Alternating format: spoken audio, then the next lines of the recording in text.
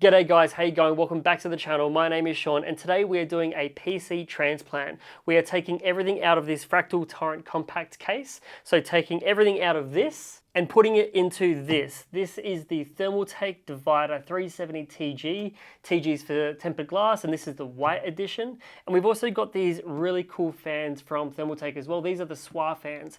We've got one 20mm and one 40mm. They come in a 3-pack. They're addressable, RGB, but the most interesting feature to me anyway is the fact that you get actual blades that you can swap in or swap out of the fans themselves. So you can have a really nice looking fan either in an intake configuration or an exhaust configuration. And this case is definitely going to take advantage of that. So we're going to fill this case up with these fans, put everything inside of here, see how it performs, see how it looks, and maybe that will help you guys decide on whether or not either of these products are going to be right for your next PC build. So guys, if you enjoyed this video and you found it helpful, make sure to chuck it a like, get subscribed, and let's begin.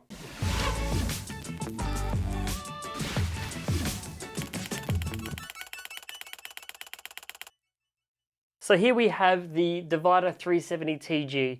As you can see, it's a black and white case. It's kind of like that two-tone. If that's your theme, this might be a case to consider. It comes with 3 ARGB fans pre-installed that are 120mm. So we've got 2 at the front and 1 at the rear, and they spin up to 1500 RPM.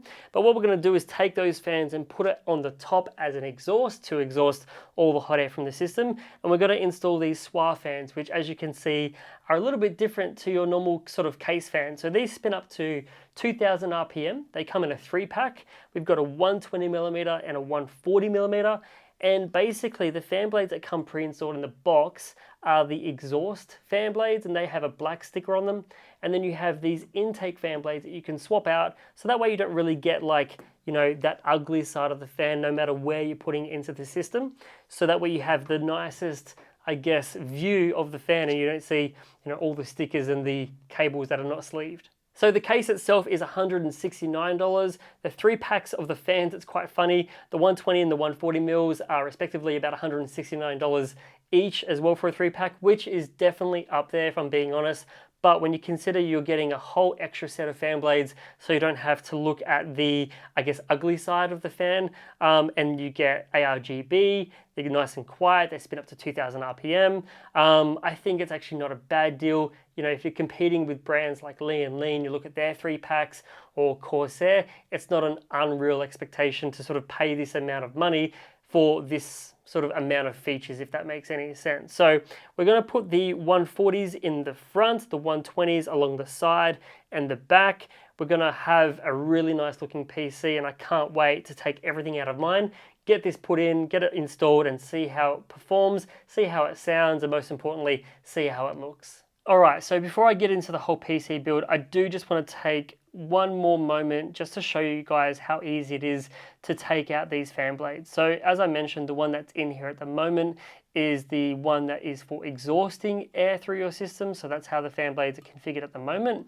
But if you want to go ahead and change it, so you actually are having the fan intake air, this is how you swap the fan blades out. So what I found to be the easiest is if you flip the fan over, you sort of get your thumbs on the inside here, and with your fingers on the outside of the frame, you're sort of holding it to give yourself a bit of pressure, and they basically just push them forward and that will just fall out like that. So you've got everything exposed now. You grab your other fan blade, obviously it has that little rod there. You basically just line that up with the center of the hole like so, and then just give it a push and you'll hear it click in, and then that way you know your fan is installed and it's secured and it's not going to fly out. So really cool design from Thermaltake, definitely something that I haven't seen before. Now one other thing that I've just noticed as well is the fact that with these fans, even though they are ARGB, you actually only have one cable coming out of it, which is really nice from a cable management point of view. So this is a connector that I haven't seen before, and it looks like basically you've got your PWM and your ARGB connector all routed through one cable and one header. And so what's going to happen is that's going to go into this controller. So this is a Thermaltake controller that they have in the box. So that will basically just plug in something like that. And then from the, I guess, the output side, this is going to go into the USB header of your motherboard. So you've got here this cable that comes included. This is your USB header. This is obviously USB micro to power the hub. And through software, you're going to be able to change the colors, get full control, have one hub to manage all of your fans. This can support, from what I can see, 1, 2, 3, 4, 5. So I'm going to have to use 2 hubs for 6 fans. But the fact that you have just one cable is really, really nice from a cable management perspective, and that way you get full control through the Thermaltake software on the effects and the speeds and all the other stuff that you can do with these fans. So good job, Thermaltake.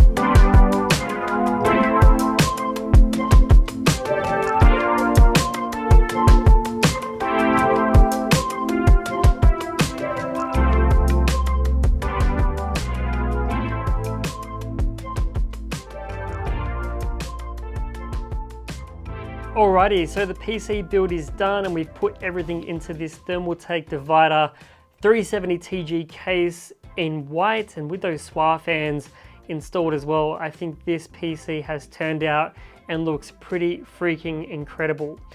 By the way, all of this footage at the moment that you're seeing right now anyway is being shot on the iPhone 14 Pro in cinematic mode, which I only just got this phone yesterday and I think is doing a really good job of showing off how good this PC looks. In terms of the configuration, so we've got three 140mm fans there in the front as an intake, and you can see it's got this really fine mesh to allow plenty of cool air through the system. And if we move around a little bit, you can see we've got 2 120mm there set to an intake as well. So if I put my finger on this sticker, you can see when the fan blades stop that we've got them set to intake. So we've got 2 of them there, and then we've got the other 120mm as a exhaust, and you can tell the difference is with that black sticker, we've got the exhaust blades on. So exhaust, intake, all intake, and then the 3 120mm ARGB fans that come pre-installed with the case, we've put them into the top as an exhaust. So basically we're sucking in tons of cool air in through the front and through the back, and then exhausting out through the back of the case here and the top as well. Now, in terms of fan speeds and temperatures and that kind of stuff, we've pretty much set to everything to about 1000 RPM, and it's not too noisy at all while still allowing tons of fresh air through the system.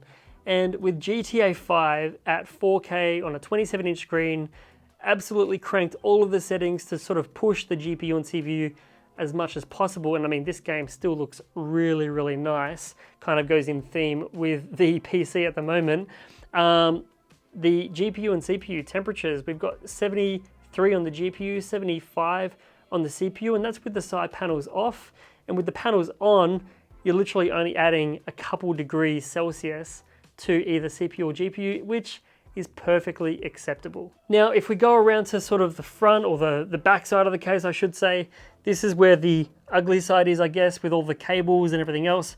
But considering we've got 11 fans installed in this system, and there's controllers, and there's, you know, custom sleeve cables, there's actually not a, I guess, it wasn't too much of an issue, I should say, fitting everything in. The only things that I did is I removed the 2.5-inch SSD or hard drive bays and put the controllers in place of those.